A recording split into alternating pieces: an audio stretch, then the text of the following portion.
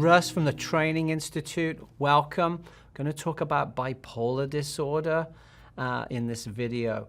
What we're going to do is we're going to see actually that there are 3 different bipolar disorders that make up a category called bipolar and related disorders. Okay, so we're going to see there's bipolar 1, bipolar 2, and then another one called cyclothymia. All right, now before I do that, we're going to describe 5 mood states. Okay, and then we can put it all together. So the 5 mood states are going to take us, I'm going to go down. I'm going to go from mania to hypomania to the middle bit, if you like, the normal, to depression, to major depression. So let's do that first.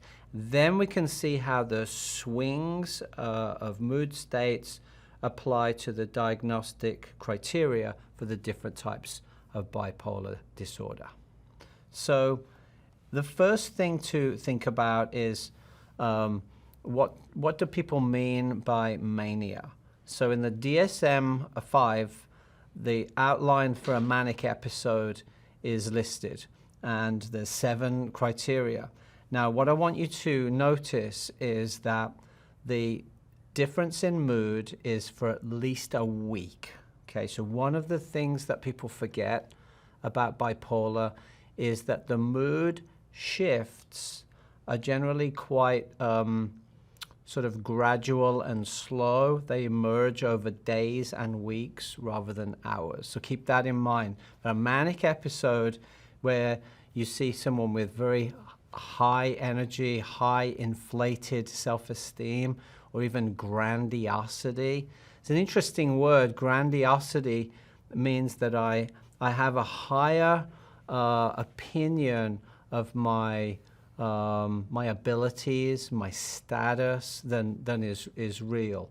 And so sometimes you'll see that elevated to a very high degree where someone believes that they are Jesus or Superman or something like that. So that's the idea of grandiosity. You see a decreased need for sleep, and so that's not the same as insomnia. That's someone who sleeps for 3 hours and then feels very refreshed. So that need for sleep is going down. They tend to be more talkative. And then you get what's called pressured speech. And that's the idea that there's this kind of pressure to keep talking. So there's very few gaps in the speech. There's a lot of talking. Related to that is this idea of what's called a flight of ideas. So the talking is very fast, and they tend to go from one idea to another, to another, to another very quickly. So much so that it's a little bit difficult to follow, all right? So if you're having difficulty tracking, you might be witnessing what psychiatrists call a flight of ideas. There's a distractibility. Attention is very easily taken by different things. So sometimes it can look a little bit like ADHD. That'd be an interesting clinical distinction for a mental health professional to look for. In mania, there tends to be this increase in goal-directed activity. Okay, so that sounds good, and it can be, but it becomes too much. So people get absolutely intensely focused on a particular goal, like finding a particular item in their house that they've lost, or going to visit a particular place on the other side of town, and it becomes all-consuming. And then you get what's called excessive involvement in pleasurable activities. And again, that sounds good, but notice the note there that says that they have a high potential for painful consequences. So we see things like reckless driving, see things like going out and using a lot of alcohol, a lot of substances, sometimes see sexual indiscretions. And so the bottom line is that when people become manic and have what's called a manic episode, their risk for doing very self-destructive things is very, very high indeed. Okay, someone who maybe spends half the night online investing thousands of dollars in very foolish financial endeavors, that kind of thing. So the manic state is a pretty extreme state. And this is going to be really important because what you're going to see is that bipolar gets split up into different types of bipolar. Bipolar 1 requires that a person exhibits mania. And I want you to notice here some of the notes that go with the criteria. The mood disturbance is very significant. Okay, you're not going to miss this. It creates marked impairment in different areas of a person's life. And notice, it actually sometimes requires hospitalization. Okay, so it either requires hospitalization or there are significant psychotic features. So this is where things get pretty interesting. A manic episode can look like a person is literally psychotic. Okay, they like I said, they think that they have the power of Jesus, for example. So it's a very extreme state, and it lasts for a number of days, up to like about a week. So keep that in mind as we move to the next state, which is the same thing, but less so. And psychiatrists call this hypomania. So when you see that prefix hypo, it means less than. So it's the same thing, but a lesser version. And so this is important because you'll see that people who get to hypomania, which is basically the same list, but less than, that's going to be a distinct diagnosis called bipolar 2. It's the same list, it's only 4 days, all right? In reality, it's usually much longer. It's more subtle. The mood shift is usually pretty welcome, actually. People see this increased activity, increased like desire for life, start planning things, start being involved with people, and it's generally seemed to be a good thing, sort of a general elevation of mood over a period of weeks, and you know, kind of watch it, see where it goes. Is it going to go all the way into mania, or is it just going to slip away? When you hear hypomania, it's sort of the same thing, but now it's not going to cause hospitalization. You know, it's not going to cause a lot of really marked impairment. All right. So we started with mania, and went to hypomania, and then and there's no psychosis. Okay. No hearing voices, no delusions, no hallucinations or anything like that. So it's become down now to the next mood state. This one is basically quote unquote normal. The technical term is euthymia, and it's a period of time where there really are no particular symptoms at all. It's just normal, taking into account that person's temperament, cultural norms, basic emotional patterns, and everything's good. As we go down now to the 4th category on our scale, now we're into depression. All right, so now we start to think about depressive symptoms. Now here they don't meet the criteria for what we're going to call a major depressive episode. Okay, so it's a lower level of functioning. Again, the duration is not too long. It could be just a few days, maybe a week. We're not at the 2-week stage. But at the bottom, when we get to that fifth stage down, then we're talking about major depression or a major depressive episode, okay? So now we've got a whole list of symptoms. Now we're at the completely the opposite end from where we started. When we started with mania, now we're down at depression. And here we see symptoms have been present for at least 2 weeks. Now, in reality, usually symptoms here have been present for a lot longer than 2 weeks, sometimes months, sometimes years. Interestingly and importantly, they represent a change from a person's normal functioning, okay? So the person sort of is aware of like, well, wow, this isn't like me. You know, what is wrong with me? You get that kind of sort of sense of self that something's wrong. You know, you can see that there's a whole list of different symptoms there. One to really focus on, I think, is the second one, where you have a real diminished interest in things that you used to like doing. So that's something to really look out for with friends, family, and clients. Someone who, I don't know, used to go to book club and really enjoy it, and now they just don't go. And nothing really takes its place. Once that pattern starts emerging, people are starting to withdraw from life. They're sinking towards a major depressive episode. You see weight loss. Sometimes you see weight gain. It can go either way. Sleep patterns change. You have insomnia. Sometimes you have hypersomnia.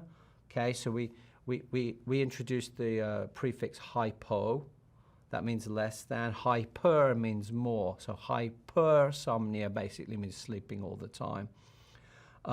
Sometimes you see changes in a person's psychomotor activity, which is a fancy way of saying thinking. Sometimes it speeds up. Sometimes it slows down. In depression, it tends to slow down. You see a lot of fatigue, loss of energy, and then terrible feelings of worthlessness, and things like excessive guilt and shame. It's a pretty bad spot to be in. So here's how I want you to think of it. You've got mania, where you have all this excessive activity and psychomotor agitation and lots going on, all the way down to major depressive episodes. And for most people, they will not experience these extremes at all in their life, whereas for someone with a bipolar organization in their psychology, for some reason, they can experience all of this and a whole lot more, which is a pretty extreme and difficult way to live at times when you're trying to conform to societal, cultural norms, expectations of others, expectations of work, of school, of family, of parenting, even recreation. And so people with a bipolar disorder have a lot to deal with, and they're pretty interesting and fascinating people. They're people who can quite literally experience all of human emotion, whereas some people, actually many people, are really quite kind of restricted into the middle, so to speak. Just a note on major depressive before we do the bipolar bit. Notice that the DSM is full of these little notes that say, before you go too far, just be careful that the symptoms do cause clinically significant distress. All right, so what does that mean? Well, it means it's not just a bad day. Everyone has a bad day from time to time. Everyone gets a little down when they're disappointed or upset. But a major depressive episode causes clinically significant distress and impairment in something important like parenting or work or school or similar. So it really, really affects people. And then the other little note that's important in there is that episode is not really attributable to something else like a medical condition or the use of drugs and alcohol. With bipolar, what happens is the moods shift for seemingly unknown reasons. Okay, they just shift over time, and it's difficult to know why. Okay, so as we go to the idea of bipolar, we've got the idea that we've said we've got mania all the way down to major depression, got quote unquote normal in the middle, and you've got the hypo in creating 5 levels. If you look now, the DSM is going to organize that into basically 3 different types of bipolar disorders. The first one is bipolar 1. And actually the diagnosis and the criteria here is fairly straightforward. Anyone who meets criteria for a manic episode at any time in their life, even if it only happened one time, has a bipolar 1 diagnosis. Isn't that interesting? Because what I want you to remember here, although it's a little rare, you can have a bipolar 1 diagnosis and not have a depressive episode at all, although that's pretty rare. Bipolar 1 means that mania is possible. It has happened, and it is noted in the clinical chart, all right? And remember that manic episode lasts at least a week. Now, more common is that mania is present, but also depressive episodes are present too. So you can see that any particular individual will have their own patterns, their own presentation of mania to depression.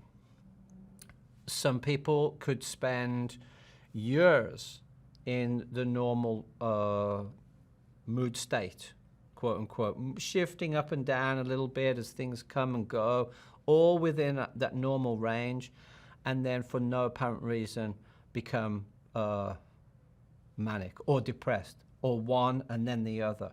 And this is the nature of bipolar. So you know, different types of presentation of the same thing. Every individual's a little bit different. Okay, and so that's bipolar 1. So if the thing to remember is bipolar 1 means that there's mania. Okay, when was the last mania? I don't know. It could be 10 years ago. The idea is that anybody who has that kind of inclination, that it happened, it could happen again. All right, that's the current thinking. Now, when we move to bipolar 2, remember we had hypomania, where the shift in mood goes beyond normal, but doesn't reach mania. Okay, that's bipolar 2. Now here, we do have depression as well. All right. In fact, people with bipolar 2 disorder are much more common, and unfortunately, it's a pretty common pattern that they'll spend more time depressed than hypomanic. Okay, that's a pretty common pattern. But again, everybody's individual pattern is individual and idiosyncratic. There's no specific time frames for how long people are in that normal range. And the idea that you have to be in a depressed phase for at least 2 weeks is a little redundant in reality, because it's usually much, much, much longer. It could be months, could even be years. I knew someone, I should say, who had this disorder, presented with 1 or 2 very interesting examples that I'd like to share. First of all, she was a little unusual because she developed bipolar 2 disorder later in life. It can happen, but it's unusual. It's called late onset. And nobody really knew what triggered that, but I'm talking about someone, somewhere up near 60 years old. Spent a lot of time withdrawing from the world, kind of depressed, didn't want to see people, sort of shutting herself away. And then would it kind of emerge for a month or 2 and start planning things like planning family reunions that nobody was ever going to go to. You know, trips to foreign destinations was a common theme of her hypomania. Very excited about getting people together, reconnecting, going to see people. And then it would just sort of drift away, and she would just basically go home and not answer the phone. That it's very sad, and but that was a bipolar 2 pattern, because there was no mania, although she was clearly elevated to a level that was beyond what would be considered normal. And in her case, she didn't really spend a lot of time in mild depression, just sort of went straight down into a depressive episode. Yeah, and it really, really, really affected her life. She wasn't able to work once this started, so her career was ended. So it has that significant impairment in there. So that's a typical example of a significant impairment. A person's ability to work has gone.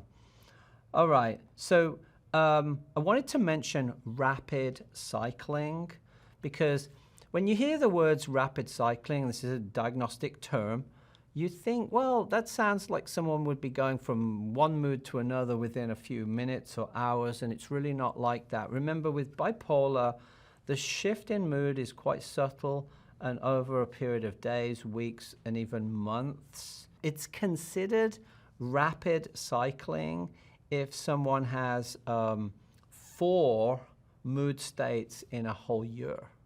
All right?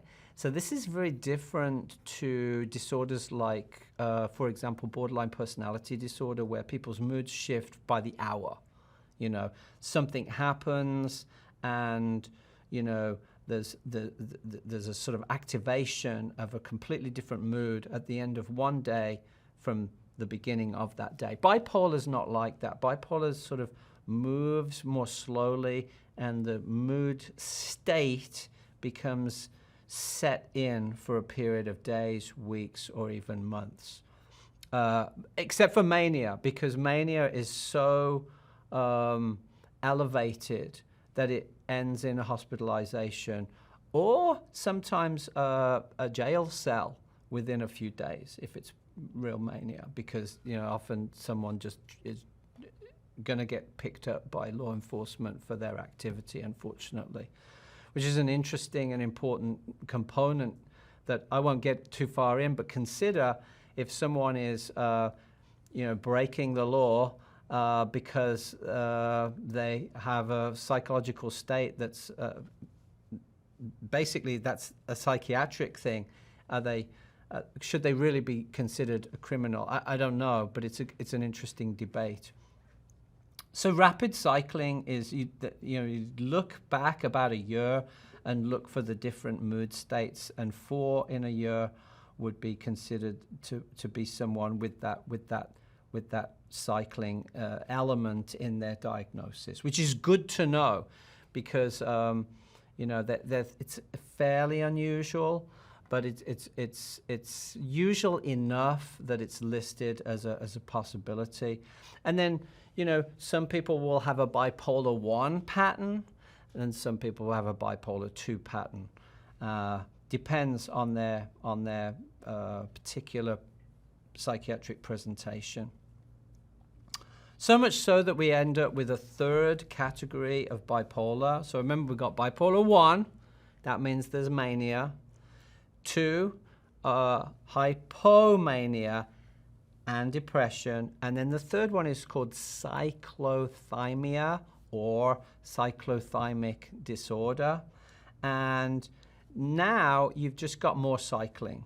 Okay, so you've got numerous periods of depression symptoms that don't really meet criteria for a major depressive, and you have hypomania, so they're shifting around like this without going to the extremes. Maybe looks a little bit like this, something similar, but again, people's patterns are always idiosyncratic.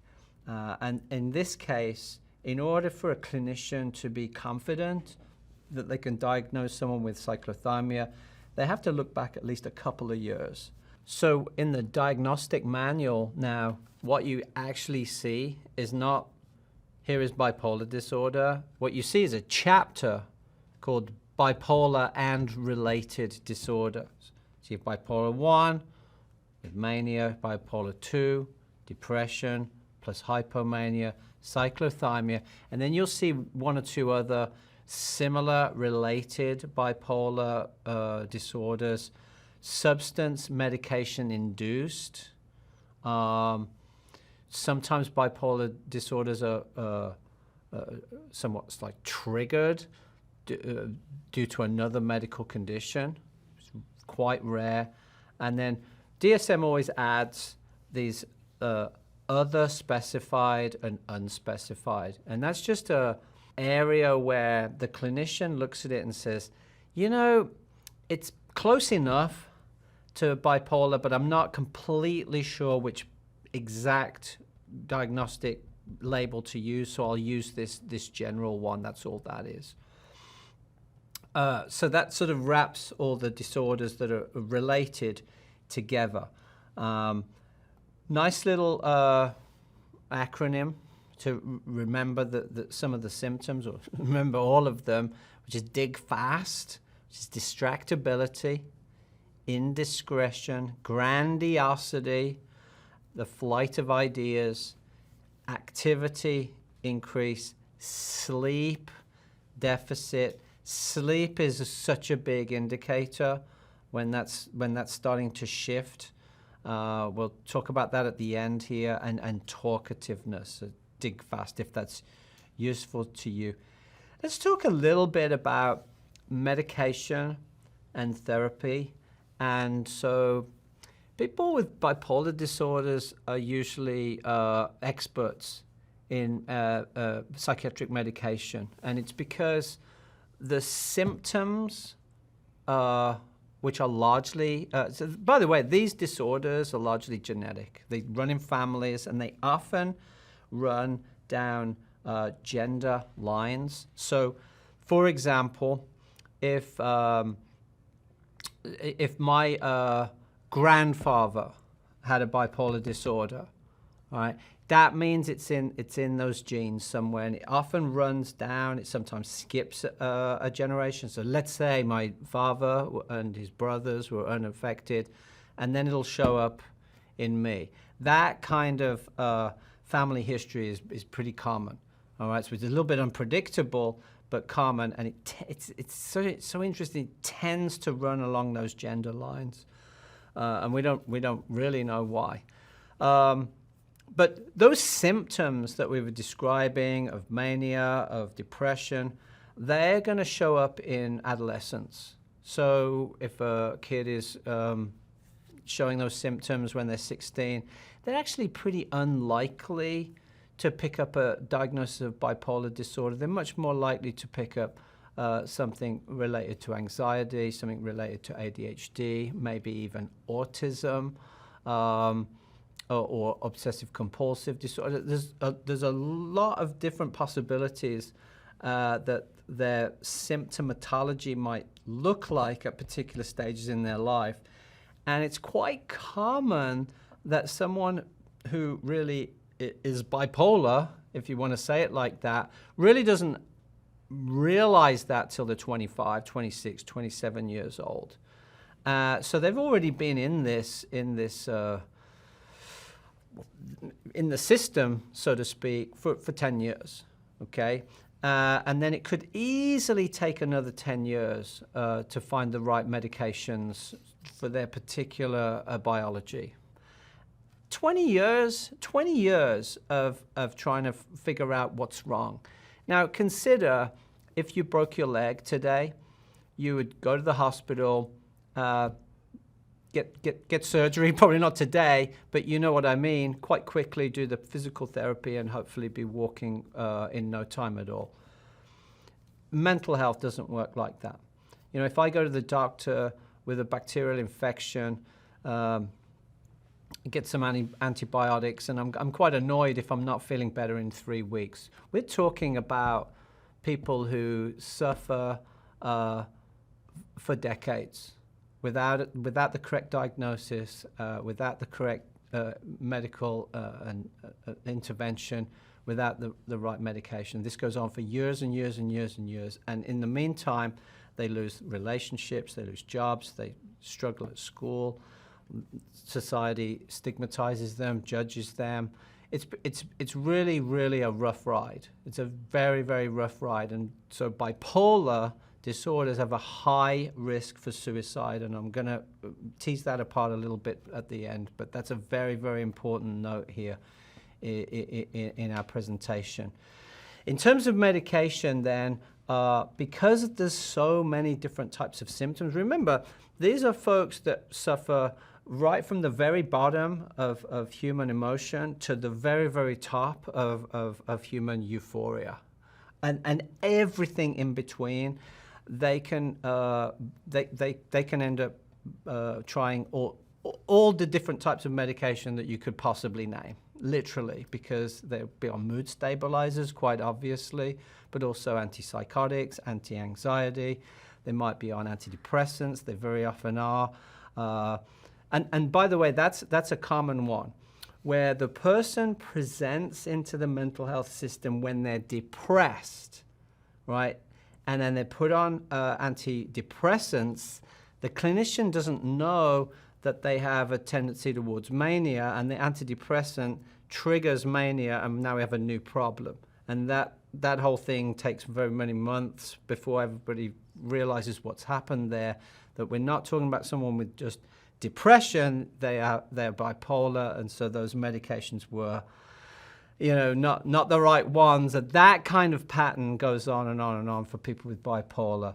So lots and lots of different medications, but when the mix is right, it can be transformational, absolutely transformational, and very much does feel like the chemistry was suddenly like in balance finally. So it can be, it's a difficult journey, but often it's very much worthwhile. In terms of therapy, individual, group, family, psychotherapy, psychoeducation, very important. People who learn how to live with their bipolarity and understand it, can talk about it with a great deal of fluency and knowledge. Cognitive behavioral therapy, extremely useful to understand, how thinking affects behaviors and turns into destructive or, down into depressive. So that's very, very useful, has a good evidence base. DBT, same thing. And what happens when it works is that people become aware, all right? So we need to guide people into being aware of what are called their prodromes. Now, they won't care about that term, but a prodrome is the stage of the mood state when it's just emerging, right? So the trick is to understand what it looks like when the shift is happening, but we're not really there yet. So a typical and a great example is when I'm sleeping a little less, all right? So, normally sleep 7 hours, let's say, and now I'm sleeping 5. And nobody really seems to notice, but maybe my spouse or partner notices, and that can be crucial. Right? Hey, Russ, I notice that your sleep pattern is starting to shift. Let's start paying really close attention to our routines, to our diet, to our exercise, to our use of other medications, alcohol, that kind of thing. People who really learn how to manage their bipolar are good at that kind of thing, and they very often have support people around them that point this out. And I just use sleep as an example, but that's such a good one because it's so measurable. how many hours did you sleep, and what is that number? So you'll see people managing their life by keeping a lot of lists. They keep a lot of charts and checklists. You'll see things like a mood chart where we can document, and there's apps for this now. This is a great application for technology to keep a note of how your mood was, what you were doing, how much you slept, what you were eating, things like that, so that people can learn how to stay in that good range where things are pretty good without slipping too far down or up. Other than that, the way to manage bipolar is the way that people manage their health generally, except the stakes are so much higher. So when you look at lists of like, well, you got to eat the right kind of food, you got to get the right kind of movement and exercise into your life, you got to get a handle on your sleep patterns, you got to learn mindfulness meditation, learn how to relax. These are the same. This is the same set of like healthy activities that everybody has, except for people with a bipolar disorder, the stakes are very high, that they need to use them to manage their mood states. And folks that just don't have that preponderance in their genetics just don't need to. But it's the same list, and being very consistent is the key. Okay, I mentioned earlier suicide, and I want to end with this because this is so important. People with a bipolar disorder generally run a high risk for suicide. But we learned here there's the difference between bipolar 1 and 2. You remember this? So bipolar 1 is where you have mania. And bipolar 2, a little more common, no mania, much more depression, and then those more elevated moods that shift into what we call hypomania. Okay, so here's a little thought experiment. Which one of those two do you think has the highest risk for suicide? And I'm going to guess you got that wrong, because most people think it's 1 and it's not, it's 2. And here's why.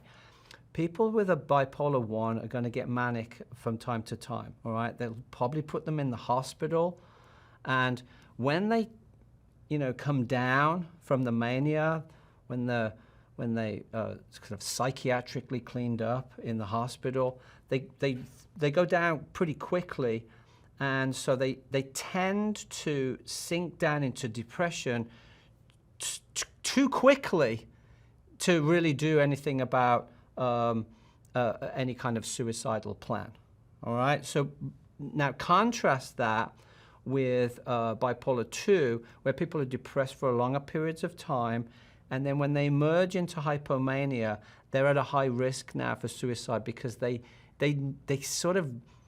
feel like, oh, I don't want to go back down there. And any kind of planning that they do has a higher potential to be acted on, because they actually do have the energy to do that. So there's a strong correlation in the data between bipolar 2 and suicide. So we should have good planning around that and high awareness around that. Bipolar 2 is interesting. When people emerge into that hypomanic state, remember this, most people are kind of pleased. It's like, oh, Russ is doing better again. He's out there. He's sort of showing up at book club, and he's out playing soccer with his friends again. And I've seen him out and about, and he seems really good, and that's kind of what it looks like. So people often take their eye off the ball in that regard, and sometimes if they're not well supported, those people are thinking, yeah, I am feeling more energetic, and I'm never going back down there again, and that's why the risk for suicide is high at that point. Okay, so keep in mind, I would say as we wrap up, a good way to think about this is when to encourage professional help. All right, if you see someone that's deteriorating mentally, needs constant supervision, especially if someone experiences psychosis. Psychosis is where there's a loss of reality, loss of touch with reality. It could be voices that they're hearing, hallucinations, delusional thinking. If you see self-harm, harm to self or others, an overdose, or the prescribed medication is just not working, or I'm not taking medication anymore. These are all signs that it might be time to just, let's check in with a mental health professional and just kind of see what's going on. Might be a good way to speak about it with people, and then look out for the suicidal ideation with or without a plan, because there's a strong correlation there. There's very serious mental health conditions that are largely genetic, run in families, but they're highly treatable as well. Lifestyle, support, and medication is the three crucial elements. Support including therapy. So let's wrap up there. Remember, your folks with bipolar disorders, these are folks that experience the whole range of human emotion and experience, some of the most creative and brilliant people that you're ever going to meet. Thank you so much for your passionate work with them, and good luck, and take care of yourselves.